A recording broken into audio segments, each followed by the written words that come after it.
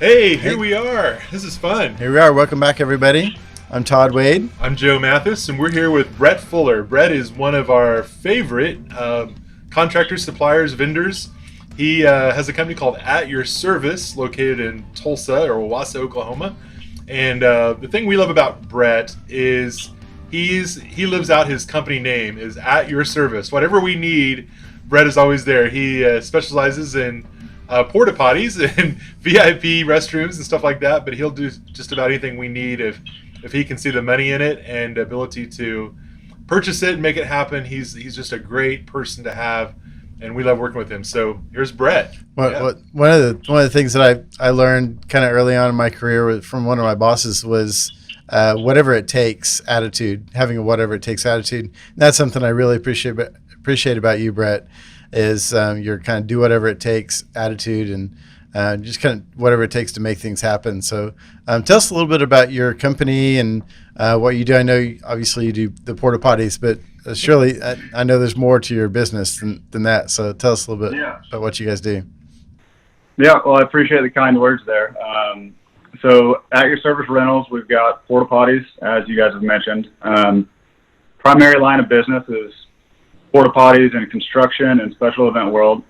We also offer temporary fencing for both special events and construction. So special event side, we got kind of more the pedestrian barricade or bicycle fencing we call.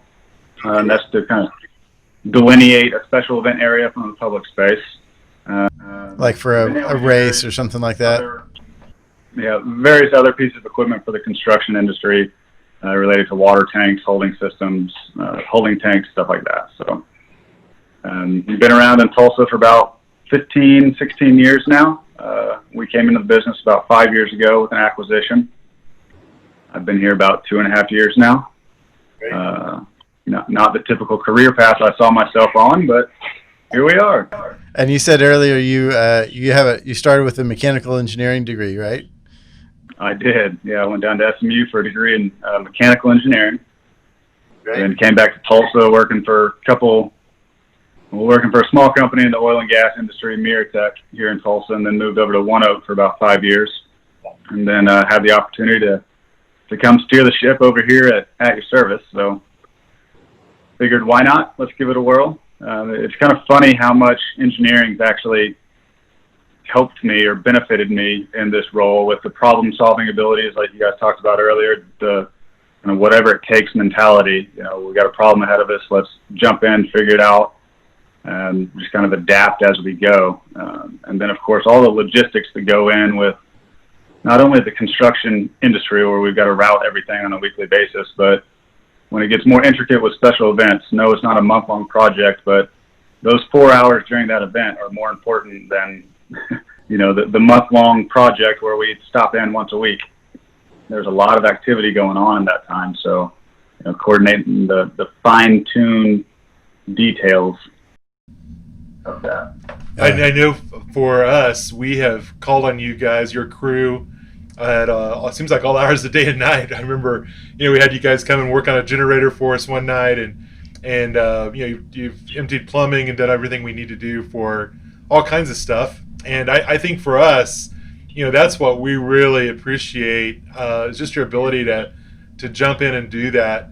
Where does that come from? Is that something that's just inside of you, or where does that attitude come from? That whatever it takes mentality. I think a lot of our business model is really that customer service. It's not a difficult industry to get into or start, but it all comes down to that customer service. And kind of my mentality when I came on board was, I know the last thing on everybody's mind is and should be restrooms. Where should we have to go to the restroom, or what do we do for restrooms? I know from construction superintendents to event coordinators to brides who are maybe doing their own wedding to whatever it may be, the last thing they want to be worried about is restrooms. So if I get a call, it's like shoot.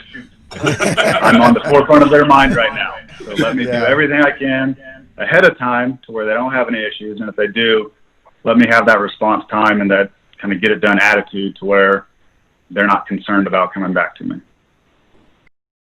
I think your VIP restrooms have been a huge hit with a lot of our clients.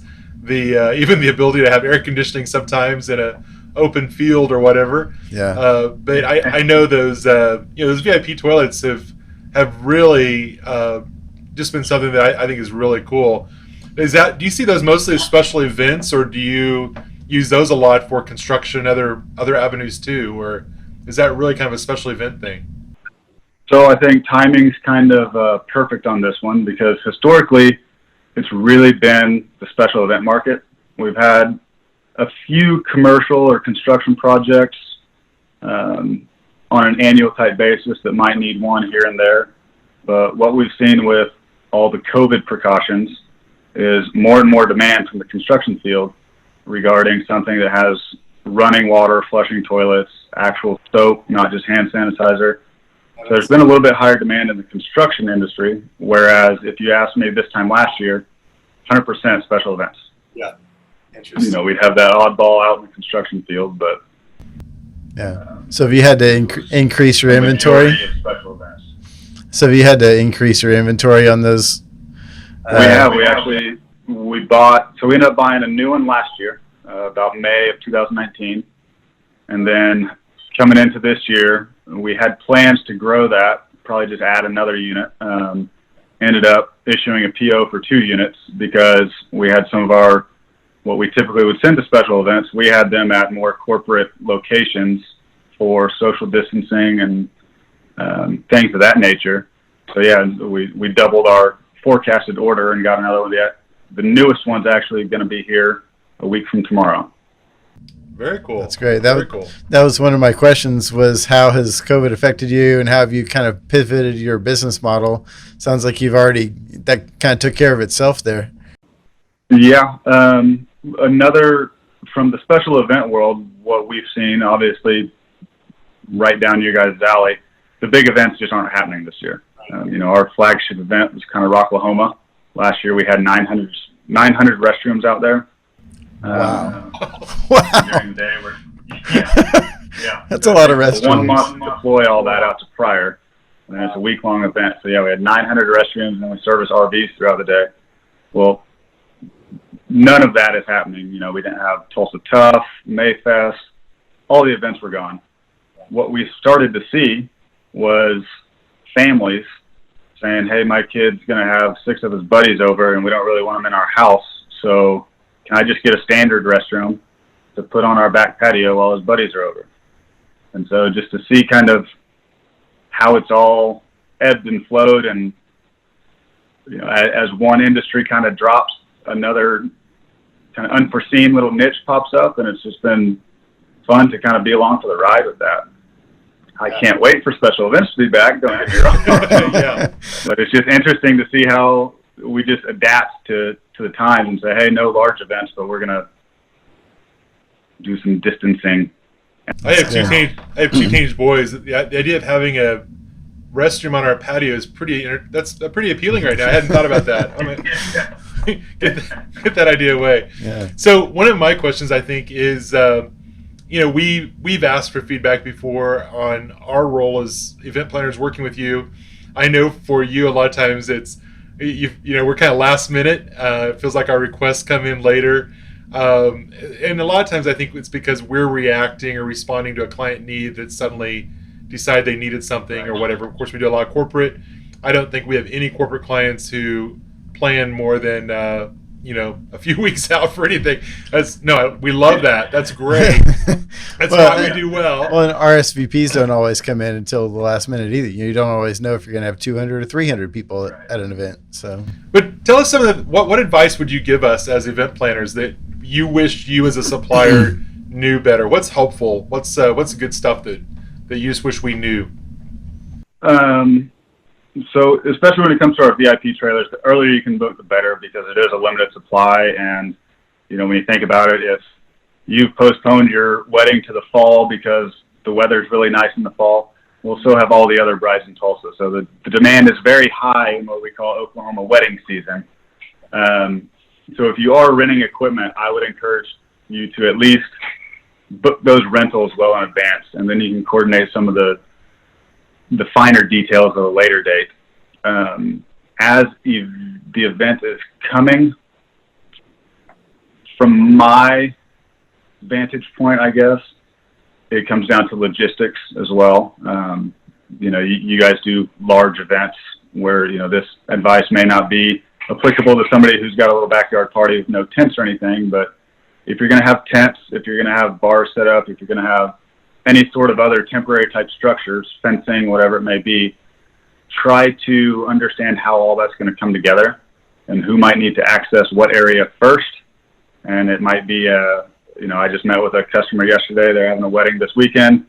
We're going to be the last in and the first out, because where we park our equipment is essentially going to block the entire entrance for any sort of equipment. So we're showing up not last minute, but we're going to be last in. And then as soon as that event's over, we'll be on site. We'll get our stuff out of there so all the other vendors can get in there. So it really complicates schedules when you don't have that ironed out. Obviously, for access reasons, if I've got to set a restroom trailer or just restrooms on the back side of a tent, and in the tent they're doing the wood floor decking for the dance floor, all that type of stuff, it gets a little dicey on how the setup goes, and it throws off everybody's schedules. So from my biggest piece of advice from my perspective would be fine-tune those logistics, especially with some of the larger equipment. I love that. And I think we tried to include you on site visits and really thinking through logistics of that sort of thing. But you're right. I mean, we don't always think of the restrooms, and I know, I've learned from you guys that those things do matter, and we really do have to think about that of how that all works.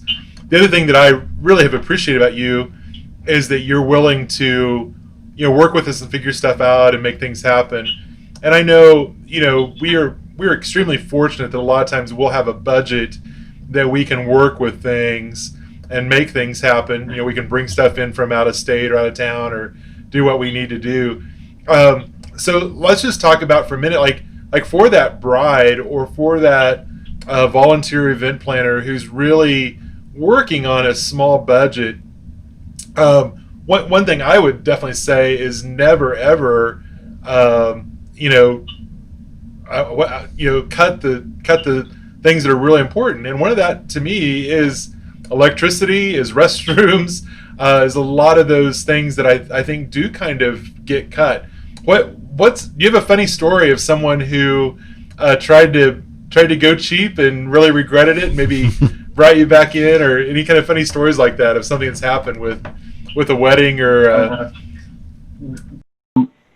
along those lines, but kind of on the opposite end of that spectrum, actually.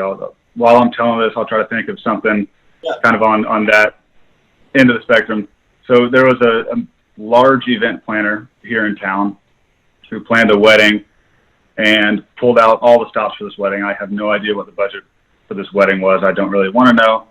But, the rumors were it was like, I'm going to mix this up, but it was like furniture from Las Vegas, a DJ from LA, and a caterer from New York, or something crazy like that. And they renovated or essentially decked out this old warehouse space for this reception.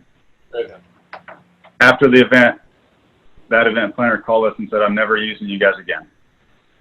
I said, "Well, why is that?" And she said, "After all these stops I pulled, the only thing all my guests kept talking about was how nice those restrooms were." So she was obviously joking. But she said, out of all the things we had here, the chatter of the night was, "Man, have you guys gone to that restroom trailer? That thing's incredible. That thing's incredible." So she was like, "It overshadowed everything we did." That's great. I don't want that to steer you clear of our VIP trailers. That's just a testament to they are nice. I love that. Interesting. Yeah, we had a client who spent a little too much time in your VIP trailer one time. She just kept saying, "Yeah, I'll be in the restroom if you need me." That's like all night long. It's like the only air-conditioned place on the field. Yeah. Exactly. Yeah. But no, it's in our industry, it does tend to be very last minute. So, like I said, I'd say kind of the funny stories that go along with the brides is it's funny to me. It's probably not funny to them when they realize it, but it's that very last minute, "Hey, didn't even think about this. We're getting married at a family barn out in Podunk, Oklahoma, and we just realized we're on a septic system and there's going to be 300 people here. What can you do? So again, if you are a volunteer event planner or a bride doing it yourself, I know it's not glamorous to think about, but think about where they're going to go to the restrooms. And there's code requirements, of course, as well for things like that, right? So give us a little bit of guidance, for the beginning event planner. How do you figure out how many toilets you need and for how long and that kind of thing?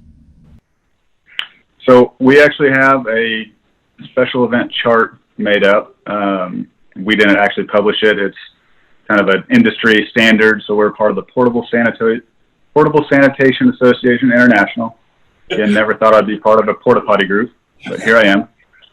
So they published an event chart that kind of, I think across the top says the number of guests, and then down the side is hours of the event or duration of the event. And so if you've got 200 people at a 4-hour event, you'll need X amount of restrooms. If you've got 100 people there for 10 hours, how many restrooms might we need? But one multiplier on there is alcohol. So if alcohol is served at the event, you need to increase the restrooms by 30%. Interesting. So if you've got a wedding and you're doing standard restrooms, the minimum I'd recommend is 2, and that's typically just to segregate men and women. Just in very formal clothes, it's difficult to use standard restrooms. So if they've each got kind of their own dedicated unit, that'd be great. And then again, if there's a lot of people or alcohol involved, you might consider bumping that up a little bit. Again, you can shout anytime. I can send you that spreadsheet or advise as needed. Yeah, we'd love to get that spreadsheet. We can post it in our show notes on the website. That'd be great. Well, I started to say, if you're watching this and you're a young event planner trying to figure things like that out, it sounds like, I had never heard of this organization before, but it sounds like it's a good idea to go find a member of this organization that can really help you do what's right.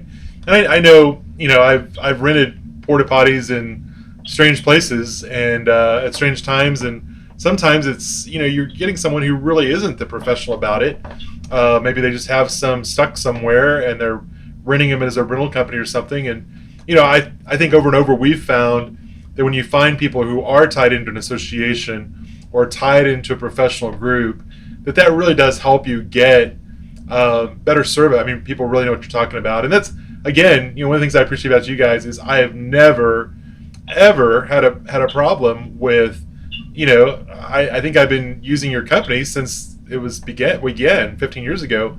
And I don't remember ever having a problem with sewage or, lack of toilet paper or any of those types of things that I know I've had other places. I've had other companies through the years in other parts of the country, and it's not setting level, it's causing an odor or whatever. And I think, again, that's one of the good things about using a professional that does know, you do know what you're doing. And I think that's one of those things we just don't think about. I mean, how hard could a porta potty be? But I know there is a science to it. One other thing. What I see a lot in my pre-event meetings, which, again, for the kind of amateur event planners, highly encourage pre-event meetings where you get all your vendors on site together, because, I might have a wedding planner that I've never worked with before, and it may be her first big wedding, but I'm there with the tent company and the caterer, and we've all worked together before, so we can help that wedding planner think of those logistics and, pinch points or whatever issues might arise and help iron that out, again, on site ahead of the event. But what comes up a lot in those meetings tends to be, well, where can we hide the restrooms? So I always have to kind of nudge them in the direction of, you don't want them hidden. If you've got food or drinks there, you want them to be visible, but not just blatantly obvious. So that way people, they'll see them at some point, and then when they're in line to buy a drink, they might think, okay, yes, there are restrooms here. We can stay longer. We can have some food. We can have some drinks. So again, I don't expect them to be on center display or anything, but don't immediately think, where do we need to hide these things? Let's get them out of sight. We don't want people to know they're here. It's, in our market, we've got our newest restrooms have a useful life in a special event field before we ever relegate them to the construction market. So the restrooms, even if it's a standard restroom and not one of the high dollar fancy VIPs, our standard restrooms are nice, neat, clean, pretty much brand new. So it's not that typical eyesore that you might think of. That's a really good point. I like that thinking, and like you said, it encourages people to buy more drinks, buy more products, stay longer, maybe give more to your organization, whatever. So I like that thinking.